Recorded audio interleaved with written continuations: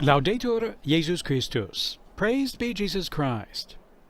Welcome to all of you joining us for our weekly live broadcast coming to you here from St. Peter's Square for the Sunday midday recitation of the Angelus prayer led by Pope Francis.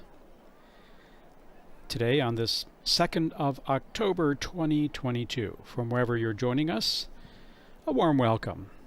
A special welcome as well to those broadcasters who link up with us, and they include Luminous Radio India, Radio Maria England, Atmar Darshan Television India, Shalom Television India, EWTN Television, the Salt and Light Television, and Shalom World Television Networks USA, the Catholic Faith Network, and Catholic Television.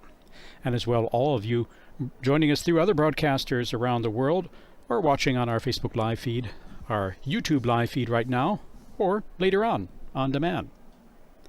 Right now you're seeing images of the Apostolic Palace. We're zooming in on the window where Pope Francis traditionally gives his Sunday Angelus address, which is usually preceded by reflections that he wishes to offer to those present. You can see the crowds in the square there.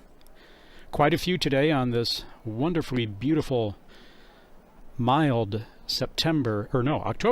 That is, we're already in October Sunday, who come here for the weekly Angelus. Those pilgrims who are just visiting Rome, even Romans who are in town, come out for the Sunday Angelus and the Pope's Apostolic blessing following the Angelus prayer there. The Angelus prayer, by the way, can be found by clicking the Pray with the Pope on the Angelus tab, the Pray with the Pope menu on the Angelus tab of the Vatican News website, vaticannews.va, or also on the app. So you can join in the prayer and see the text of it there on our website or our app. In just a few moments, Pope Francis will be appearing there at that window. And for our radio listeners, there's quite a crowd here that the television viewers here can, of course, see clearly. Many with signs representing the parishes they come from, or the organizations they represent, or the religious orders to which they belong. Oftentimes, following the Angelus prayer and the Apostolic blessing, Pope Francis greets those crowds in the square. And here we see Pope Francis approaching the raised podium there before the window, now waving to those below to their applause.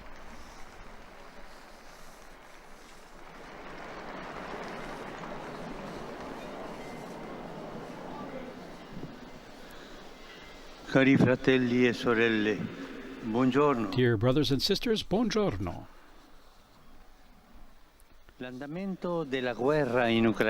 The course of the war in Ukraine has become so serious, devastating and threatening as to cause great concern.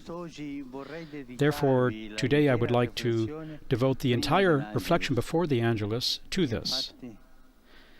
Indeed, this terrible and inconceivable wound to humanity, instead of healing, continues to shed even more blood, risking to spread further. I am deeply saddened by the rivers of blood and tears spilled in these months.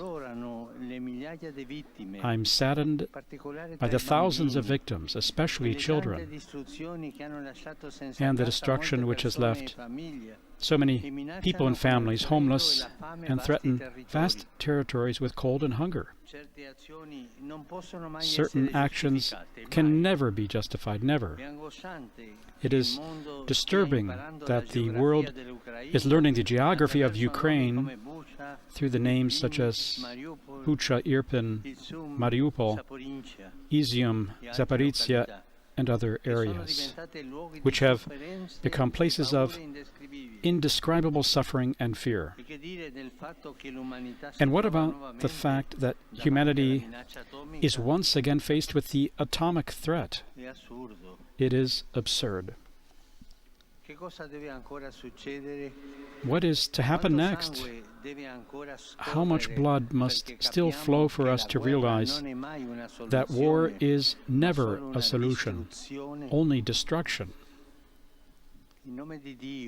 In the name of God, and in the name of the sense of humanity that dwells in every heart, I renew my call for an immediate ceasefire.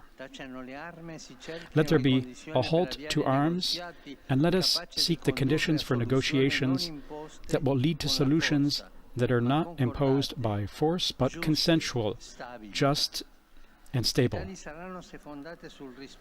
And they will be so if they are based on respect for the sacrosanct value of human life, as well as the sovereignty and territorial integrity of each country, as well as the rights of minorities and legitimate concerns.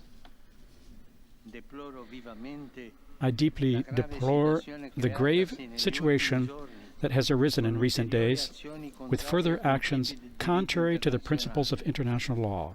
It increases the risk of nuclear escalation, giving rise to fears of uncontrollable and catastrophic consequences worldwide.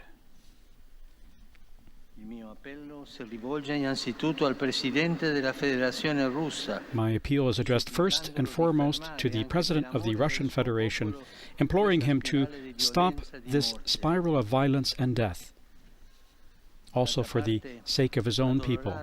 On the other hand, profoundly saddened at the immense suffering of the Ukrainian people as a result of the aggression they have suffered, I address an equally confident appeal to the President of Ukraine to be open to serious proposals for peace. I urge all the protagonists of international life and the political leaders of nations to do everything possible to bring an end to this war without allowing themselves to be drawn into dangerous escalations, and to promote and support initiatives for dialogue. Please let the younger generations breathe the salutary air of peace, not the polluted air of war, which is madness. After 7 months of hostilities, let us use all diplomatic means, even those that may not have been used so far, to bring an end to this terrible tragedy.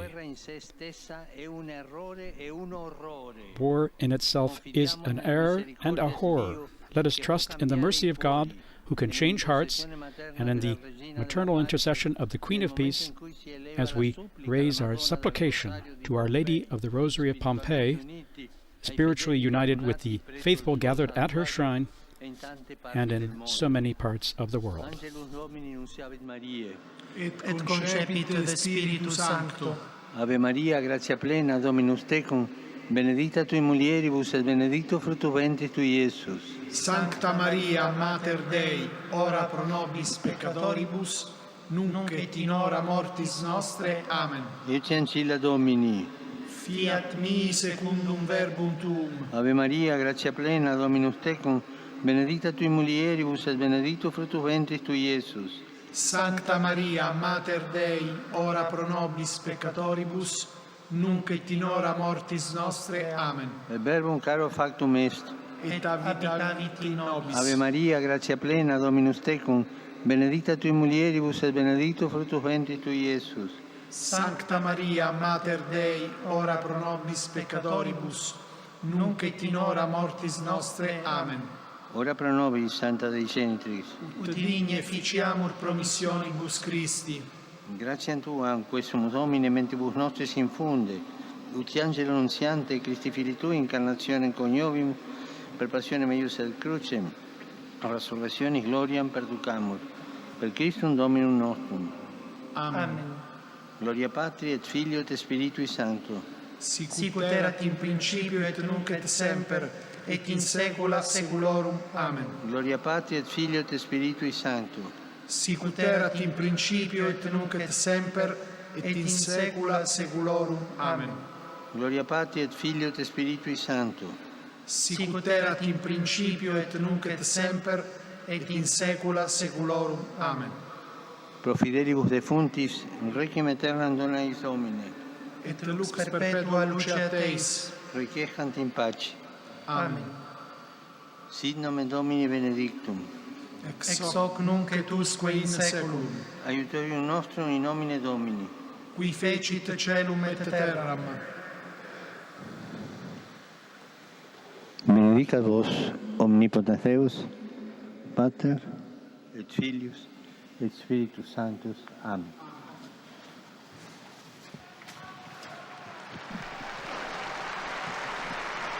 And we've just heard Pope Francis' strong, powerful appeal for peace in Ukraine. And dear brothers and sisters, I'm close to the people of Florida and of Cuba, hit by the terrible hurricane there. I'm close to all those suffering and the victims, and for all those showing solidarity. And I'm very sorry to hear of the victims and those hurt after a soccer game in Indonesia, the victims of that terrible stampede there. And then this evening, or in these days, there will be a projection of the life of St. Peter on the facade of St. Peter's Basilica. From 9 to 11 p.m. it will be happening during the evenings, this projection on the life of St. Peter,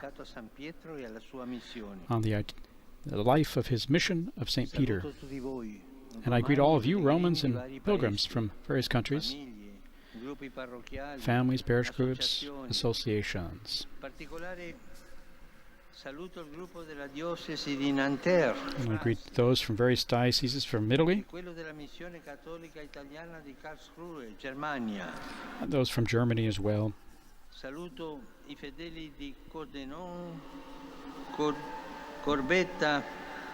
And as well, greetings from other areas, other groups from various parts of Italy. And I greet all. I wish all of you a good Sunday, and please remember to pray for me. Have a good lunch and arrivederci. Those are, as customarily happens after the blessing, Pope Francis offers his thoughts and his special greetings, and as well his thoughts. He was about the hurricane victims in Cuba and Florida, the terrible stampede in Indonesia following a football match there, and the projection of the life of St. Peter on the basilica, the facade of St. Peter's Basilica, that will be happening during these days. But of course, his key words were on the terrible situation in Ukraine, where he expressed his sadness over the thousands of victims, the worry over the atomic threat that an escalation could pose, and calling ardently with all his heart for an immediate ceasefire. He also made a direct appeal to the President of the Russian Federation, to the President of Ukraine, to do all they can to halt the violence, to come to dialogue, to work for peace, as well as all diplomatic efforts of leaders around the world to work in that direction. He said, "Let us trust in the mercy of God who can change hearts, and in the maternal intercession of Mary, Queen of Peace." With that, we conclude this broadcast of the Sunday Angelus. Thank you all for joining us. My thanks to my colleagues and technicians, technical workers who've made all this possible. And of course, thanks to all of you for joining us. A blessed Sunday to you all. Laudetur Jesus Christus. Praised be Jesus Christ.